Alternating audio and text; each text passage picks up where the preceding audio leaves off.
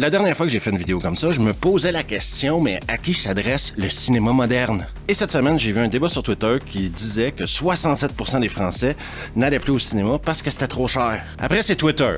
Ça a commencé par être un débat, ça finit par être n'importe quoi. Mais la question de base, est-ce que le cinéma est devenu trop cher? C'est une question valable à se poser, non? Et c'est exactement la question que je vais me poser aujourd'hui en essayant d'utiliser le gros bon sens. Donc, est-ce que le cinéma est devenu trop cher? Ça commence maintenant.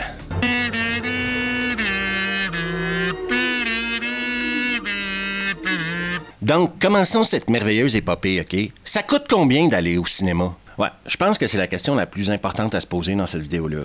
Aller au cinéma, ça coûte combien? Donc, je me suis imaginé une famille. Un papa, une maman, 2 enfants de moins de 16 ans. En plus, admettons que cette famille-là, pour le moment, elle est française. Donc, elle habite sur le territoire français. Un dimanche après-midi, il pleut. Donc, ils ne pourront pas aller en pique-nique en famille. Non, ils devront trouver une activité intérieure. Le papa dit « Pourquoi ne pas aller voir Superman avec les enfants? » Excellente idée, dit la maman. Mais aller voir Superman à 4, ça va leur coûter combien? 2 adultes, 17 € par place, 34 balles. 2 gamins de moins de 16 ans, 12 € par place, 24 balles. Je pense qu'on est tous d'accord, c'est mathématiques, là. On n'est pas des clodos et tant qu'à être au cinoche, aussi bien acheter 4 combos popcorn moyens et boissons pour 8,90 le combo, donc 35,60.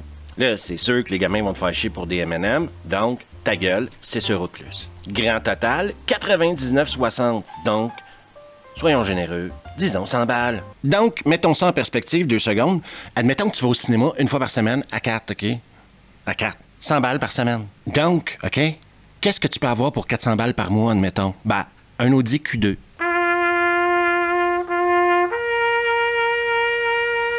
Mais soyez raisonnable. Divertir mes enfants ou avoir une voiture, faut choisir. Et là, j'en entends plein déjà dire « Ouais, mais il y a des passes familiales, il y a des ci, il y a des ça, il y a plein de choses. » Les passes, les coupons rabais, les spéciaux, ça, c'est des trucs que les cinéphiles sont au courant parce qu'eux vont souvent au cinéma, donc ils savent qu'il existe des manières d'économiser. La famille normale, OK, qui cherche quelque chose à faire un dimanche après-midi pluvieux, ils n'ont aucune idée que ces trucs-là existent. Oui, ma chaîne s'adresse à des cinéphiles. Donc, je m'attends à ce que ça soit dans les commentaires. Ouais, mais si t'as le pass. Et si t'as le pass familial? Et si t'as les coupons rabais?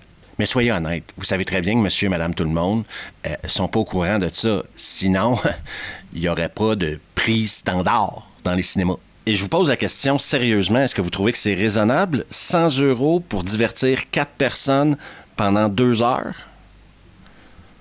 C'est pas pour moi, c'est pour un ami. Non. Attendez, parce que c'est pas fini. Non. Moi, j'habite en Suisse. Donc, admettons que la même famille de 4 décide, un dimanche pluvieux encore une fois, d'aller au cinéma en famille, mais cette fois-ci, de se gâter, de dire on y va pour la full expérience 4DX, chérie. Je te gâte toi, je gâte les enfants, on descend à Lausanne, allons-y, au flon, le parking, à fond 4DX, OK? Comme si c'était Noël en juillet. 2 adultes, 71,80 plus 2 gamins de moins de 16 ans à 59,80. Ajoutons 4 combos à 15 balles chaque, c'est un surplus de 60 balles. On s'entend que c'est M&M, ta gamine va se les fourrer dans le cul. Total, 191,60. Avec le parking, parce qu'en Suisse, rien n'est gratuit, 200 balles. 200 balles, c'est beaucoup de sous, non? Ça, c'est 220 € si vous vous posez la question. Là. Ça fait cher l'après-midi, hein? Juste pour mettre les choses en perspective, OK? Un billet aller-retour Montréal-Genève, c'est à peu près 800 francs suisses. Un après-midi au cinéma en famille, 200 francs suisses. Et si je me souviens bien, l'avantage du vol transatlantique, c'est que tu as 6 heures de film gratuit. En passant, je l'ai fait pour les Belges et les Québécois aussi, et ça revient plus ou moins à la même chose. C'est pas donné. J'ai pas mis le popcorn, mais vous voyez qu'on est dans les mêmes gammes de prix. Hein? Donc, quand je me demandais à qui s'adresse le cinéma il y a 2 semaines, je pense que j'ai trouvé la réponse. Aux riches. Non, mais quand tu regardes les chiffres comme ça, c'est juste moi que ça choque ou... On s'entend que l'idée d'aller au cinéma une fois par semaine en famille, à ces prix-là, c'est ridicule, là. On parle de 400 balles par mois à ces prix-là, là. En France, c'est beaucoup de sous, 400 €. Non? Je connais pas vos situations financières, mais 400 € par mois, c'est pas rien. Je peux garantir votre sécurité. Enfin, plus ou moins. Comment ça, plus ou moins? Et l'autre argument des grands cinéphiles sera que oui, mais moi je vais dans un cinéma de quartier où c'est 5 € la place pour voir des films d'auteur. Essayez maintenant, OK, à titre personnel, là, je vous invite à essayer de convaincre 2 enfants de 8 et 10 ans d'aller voir un film polonais sur la douleur de vivre, sous-titré en français. Effectivement, tu vas économiser de l'argent, ils voudront pas aller au cinéma voir ça. Non, eux, ils veulent aller voir Thunderbolt, F1, Superman, Jurassic Park. Des films qui sont rarement à 5 € l'entrée. Des films qui sont pas pour les grands cinéphiles de ce monde, mais plutôt pour monsieur et madame tout le monde qui veulent se divertir pendant 2 heures. À moins bien sûr que tu veux aller voir certains l'aiment chauve. Là, je suis sûr qu'on va trouver des places à 5 € à quelque part. Quel concept de film d'ailleurs, hein? Ils ont dû y penser longtemps. Non mais, faut pas se garer là, hein? C'est une pelouse, c'est pas un parking! Après, le cinéma est pas mort, hein? Non. Les salles de cinéma ont énormément de difficultés, mais l'art en tant que tel survit très bien sur les plateformes. D'ailleurs, j'ai fait un tableau de plateforme aussi. Ça met en perspective le prix d'une séance versus le prix par mois de ce que tu peux avoir sur les plateformes. C'est pas la même expérience, ça c'est clair, mais de l'argent, c'est de l'argent, là. J'ai juste pris les 3 plus populaires, Netflix, Disney+, Prime Video. Vous allez vite vous rendre compte que la France et la Belgique sont sur la même gamme de prix. C'est un peu moins cher au Québec. Et encore une fois, en Suisse, on se fait bien défoncer le cul. Pourquoi pas leur demander plus d'argent pour le même service? C'est des Suisses. Mais même si tu prends toutes les plateformes, OK? Ben, ça coûte presque moins cher que 2 places au cinéma. Il y a une leçon à tirer de ça, je pense. Donc, est-ce possible, OK, que les gens préfèrent payer des abonnements de streaming plutôt que d'aller payer des places au cinéma? C'est possible. T'en es où avec la sauce?